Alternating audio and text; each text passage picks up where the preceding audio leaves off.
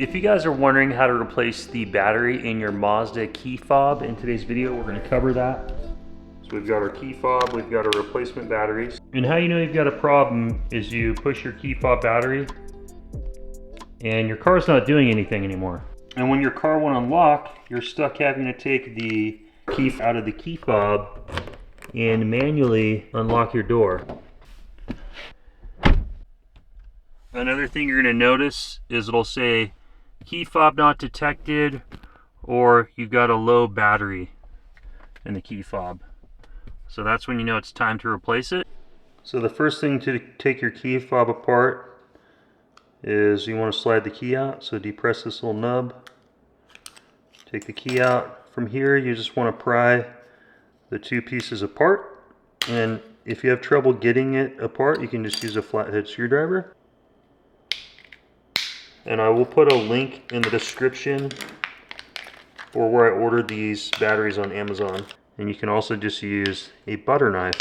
Stick that in there, pry it right apart, and you'll have easy access. You're going to notice that you have your little plastic cover here over the battery. So you're going to want to remove that. And then your battery is in here like so. So for these Mazda key fobs, it is a 2025 battery. So when you look on here, you can see it's a CR2025.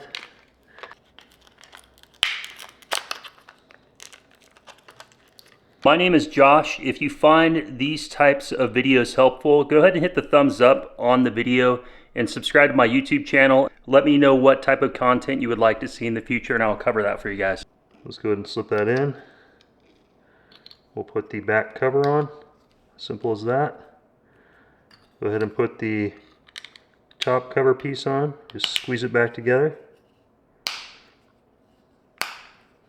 And slide your key in. From there, now when you push any button on the remote, you'll see the light comes on. We're back in business. Okay, so now with the new battery in, everything's good to go. Now we can get back in. I hope you found today's video helpful, guys. This will work for any Mazda with any type of key like this older one.